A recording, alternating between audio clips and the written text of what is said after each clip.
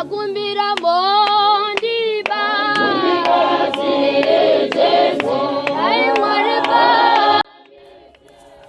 vakuru vakataura vakati chirere mangwana chigokurerawo, asi kana chave kukurera nekukupa matambudziko tingati kuchiri kurerwa here? Kana chave kukurera nenzira yekutoronga rinda rako tingati zvichakanaka here? Shoko raMwari rinobva rataura robva rati vana kudzai vabereki venyu munashe nokuti ndo zvakarurama.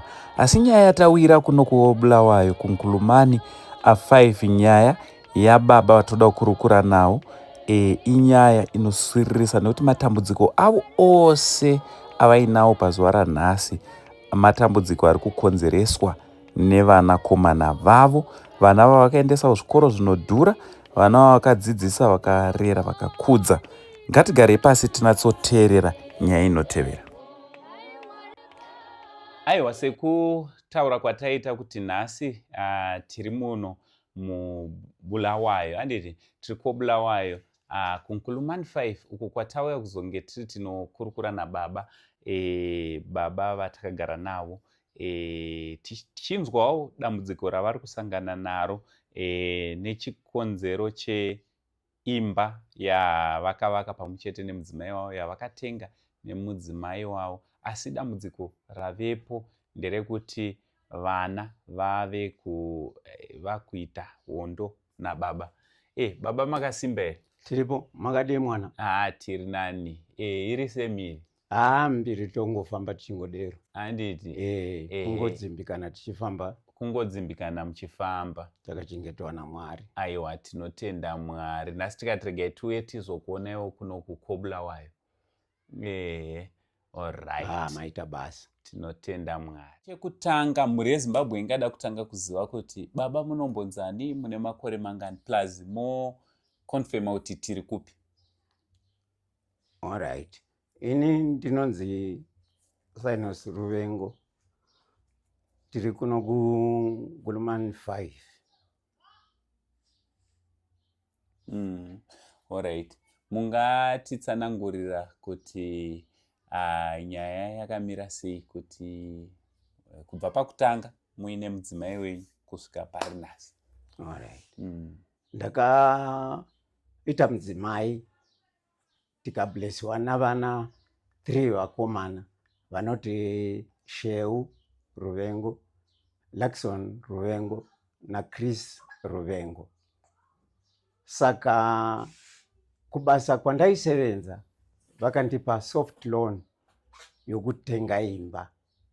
Saka ndine imba kuNkulumani 5 zvazisingaiti namaCity bylaws kuti ndiite imwe imba futi kuNkulumani 12. Saka ndakabva ndatenga imba iya ndikaisa muzita romudzimai. Pakurarama neupenyu tichienda mberi, mudzimai akatanga kurwara. Ndokubva mudzimai azoshayika. Ashayika kudero, ndikanorejesta, ndakandanyoresa imba muzita rake. Imba yandakatenga ndakairejesta muzita romudzimai. Saka mudzimai akashayika, imba ichingova muzita rake. Saka pandakazotanga kuti ndonorejesta state nemaster of high court, ndichichinja imba ibve muzita romudzimai iwe muzita rangu, ndopakatanga vana kurwisana neni vachiti imba yamai vedu haifanirwe kupuwa kwamuri, but ini ndo muchato namai ava vakashayika. Ndadero mwana ndopakachuzwa namarelatives amai vake kuti aite executor. Ndopakatangira nyaya ipapo. Kuva kwake executor akava nepower yokuita zvaanoda, kuita madelaying tactics okuti imba inonoke kuchinjiwa iuye muzita rangu. Saka ipapo iye mwana wachona aitwa executor. Aifanirwa akapuwa namaster kuti nyaya inofanirwa kuva ne 6 months. Haipedzi 6 months saka ndopa ndakairegister muna May 2024.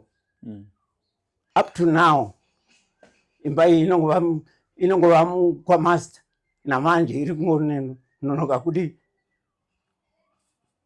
kuti ikomplitiwe kuti ipinde muzita rangu. Alright. Saka mwana uyu anonzi ani akaitwa execute? Mwana uyu anonzi Luxon Ruvengo.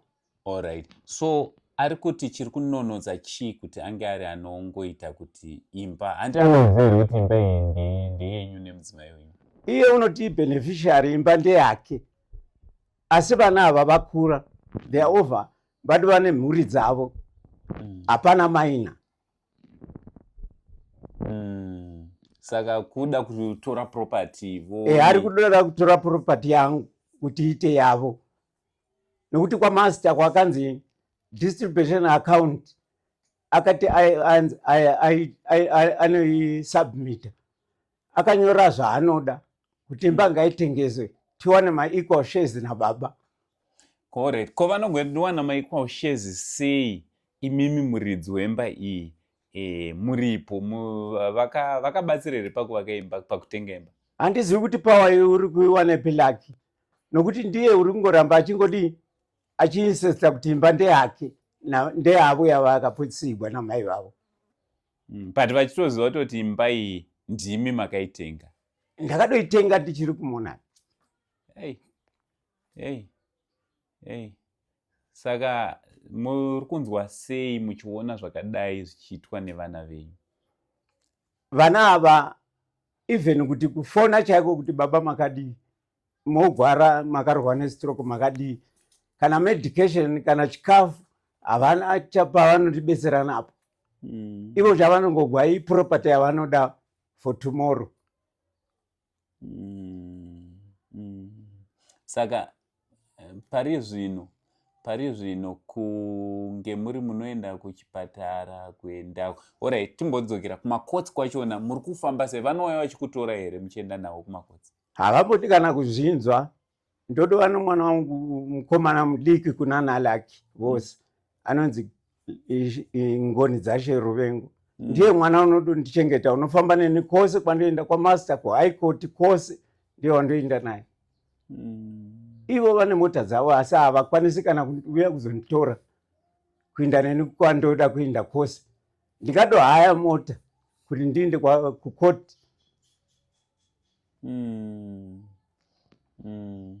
Saka ivo vanoti dakara ravo, hondo yavo chaiyo chaiyo, besides nyaya dzemba dzeproperty in question, inombova yei pose? Vana ava ndevenyu chaiyo chaiyo vamakazvara imi? Vana vangu chaivo, asi havagoni kuuya kana kunditora kuenda neni kupi, havaiti. Chavanogwa chaicho vanongova kuti vanoda imba.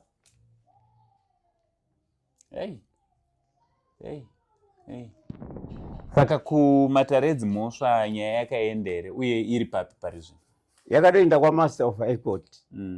Master of high court akaita distribution account, akati Lucky ngaanonyora distribution account achinyora kuti imba inoenda kuna baba, but Lucky haana kuteerera izvozvo. Akadononyora kutiko imba ngaitengesewe tiwane ma-equal shares nababa. Ma-equal shares pakutenga makaisa ma-equal shares here pakutenga? Aina handizivi kuti unofungei mwana uyu. Handina kana kumbomuinguluta pa anything. Iye kana ane zvaanoziva zvaakaita, kana kuti mari dzaakabhadhara ngaabude pachena atauri. Saka iye aripi mukomana? Anoita zvokutengesa mitero yemota paTreg House. Ndo paanotengesera. Kupi muno Bulawayo? Muno Bulawayo muna Jason Moyo paTreg House. Saka akapesa kuuya kuzokuona here? Ndingati vakomana vakapesa kuuya kuzokuona here? Ndatiwa almost about 1 year ndarohwa nestroke, but hakuna kana nouya kuzonditarisa kana kundiona. But chavanoda imba. imba ndo pane nyaya yavo. Ndo pane nyaya yavo yokuda imba. Dai vatorawo property. Manje imba yacho haisiri iri kukuraramisa here nokuchengetai? Imba iyo ndo inodondipa mari nokuti ndo pandowana mari kubva kumaloja yemedication nechikafu. Alright. Ko veukama vakazama here kuyananisa pakati penyu nevana pamwe chete nehama dzekurutivi rwamai nevana? Hama dzekurutivi rwamai ndo dzinodorurira vana ava kuti rambai makatsikirira mutore imba. Saka munonzwa sei baba Ruvengo tichitarisa kuti imi makashanda kaimi vana vachona makavaendesa futi kuchikoro kanjini? Vose vakaenda kuzvikoro zvese kumasekondari ari right zvisingaiti. Vana vachona havagadzirisiki nokuti havana munhu vanenge vasingadi kana kutaura nomunhu, vanongoda zvinhu zvavo zvokuinda kumakotsi. Pakarisvika ndopokuita mwana uyu executor.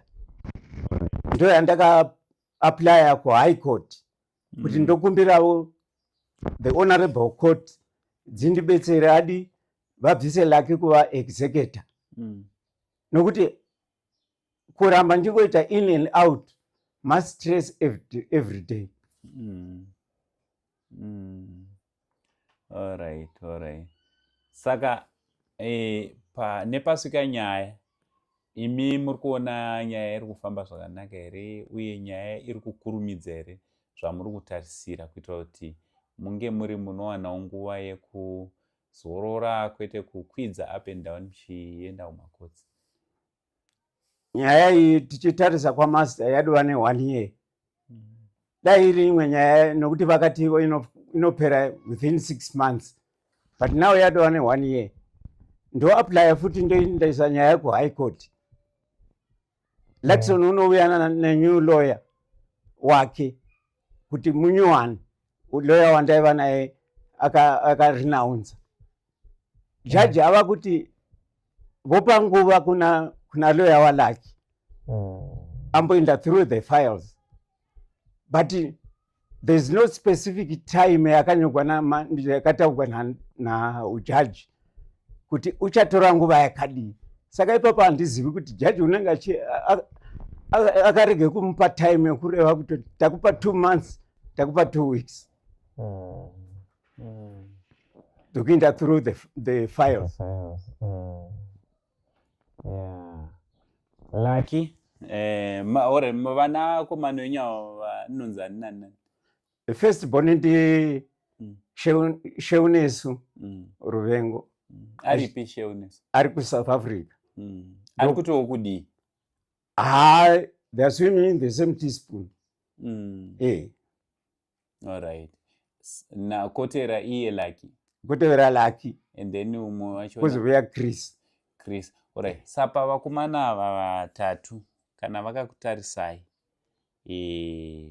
shoko ramungada kuvataurira kana vachiona nderekuti kudii? Ine chandongokumbira ngavakonzentrate nezveupenyu hwavo nemhuri dzavo. Zvangu zvemaporopati angu ngavasiye nhano nazvo. Chanandikumbira ndechekuti pandakaiti nyaya iyi ndiudze lawyer wangu kuti inoda kuenda kuHigh Court tiapply kubvisa Lucky as an executor. Akati ye unoda 2000 US. Saka 2000 US munongoona mari yakaoma. Saka handikwanisiwo kubhadhara malawyer kuti adi aite nyaya yangu kuHigh Court. That's why ndichienda as a single player. Saka kuenda sesingle player muri kubudirira? Single player, that's why muchiwanchiti patakaenda first hearing kuHigh Court. Instead of discussing kuti hatibvise Lucky, discussion yakadovapo ndeyekuti lawyer waLucky apuwe more time yokuenda through the files. Pasina nguva yakataurwa najudge kuti unotora nguva yakadii to go through the files. ore paside penyu ndiri kuona pane mapepa aripo. Mapepa ndo ekukoti? Ndo kuhigh court. Alright. Ndo mapepa ari kufambisa nyaya. Ndo ari kufambisa nyaya. Alright. Ini chandandingokumbira nchokuti like the honorable court ngaibvise lake as an executor. Uyezve time frame yokuita up and down kumacourts yarebesa. Kana paine vanogona kuziva kuti nyaya iyi ingafamba sei. Vanoona kuti panorasikira nyaya ndepapi. Why is it taking so long? Yeah. Zvakupai stress yakadii nyaya iyi? Ndogara ndichingwani semunhu akarohwa nestroke nekuda kweBP. Mastress anongovapo every day. Chanda ndingokumbira ndechokuti hurumende ngaitarise vanhu vakura, vana vanovanetsa, vachivabetseravo nokuti vana vava kuda zvinhu zvana baba. Ivo havadi kushanda zvavo, vanoda kungotevera zvakaitwa nana baba. Chandingangokumbira ndechokuti vasabhenga navana. Vana haisi bhenge yokuti ndinoita ndichaona kuti vana vanondichengeta. Hapana, ilakiri ndimwari unenge angopinda muvana. Nyasha. Yeah. Mazuva ano uchitoita uchizvifungawo iwewe. Nekuti kana wazosvika pakuti wakuda kubetserwa, vana vaye vanogona kusatokucheuka zvachose. Aiwa, tinotenda Mr. Ruvengo. Muri eZimbabwe ndofunga muri kungozvinzwira nyaya iri panapa, nyaya inosiririsa. Ava ndibaba vane 72 years. Panguva yavari kuti aiwa ndaenda kuretirement rega ndichizorora, havana kuziva kuti zvoni vana vavo vavakazvara vachazenge vachivapandukira kuvamukira vakuklema kuti property yavakavaka pamwe nemudzimai wavo yavakatenga vachiri kubasa, vachiri nesimba, vana vachazenge vakutoda kuitora kuiita yavo.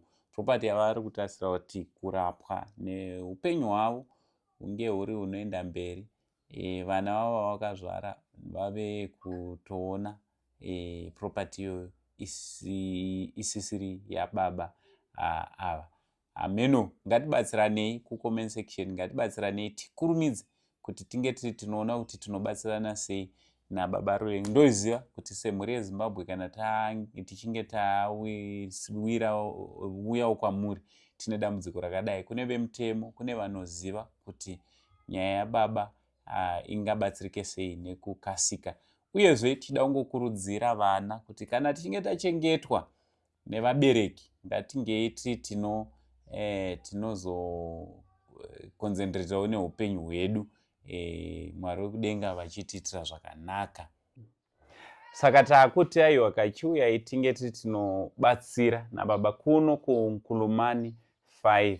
Ndofunga muri kuona necondition yavo, vashungurudzwa, vanetswa nevakomana ava, vana komana. Kana muri kuonawo video rinoiri, munonzwa sei bhaibheri rinototaura wani kuti zvoni kudza baba wako namai. Kana tichidai tichiri kukudza here baba vedu, tichiri kuremekedza here baba vedu, kuti isusu tinotoziva kutoti property ndeyemubereki, ndeyavo, asi taakuchivarwisa tichitora kuzviita zvedu. Tingoziva zvakare kuti chatinodyara ndicho chatinokohwa. Whatever zvatiri kudyara iye zvino, nevana vedu vachazongotiitirawo the same. Zvinofadza here kuona zera iri richichema, richiti riri kuchemedzwa nevana varakazvara, riri kuchemedzwa zera iri richichemedzwa neproperty yavakavaka, vachiti vana tigogona kuriritira vana vaye vakura, voramba vachingoklema kuti aiwa imba iyi baba vangatobva zvavo, vangatoshaya pekugara, asi isusu tabhenefita kubva pazviri. Ameno, nyaya iyi munofungeiwo nezvayo, tichazama kuti tinge tinobatana namukoma Lucky since vari muno muBulawayo tonzwawo rutivi rwavo rwenyaya kuti vari kutiwo kudii nezvenyaya iyi. Zita rangu ndichinzi Uncle Sane. Don't forget to share this video. Commentai kuti munofungei zvakare nekusubscribe nekushare. For now tichiti it's much love and God bless you all. Akumbira mondi ba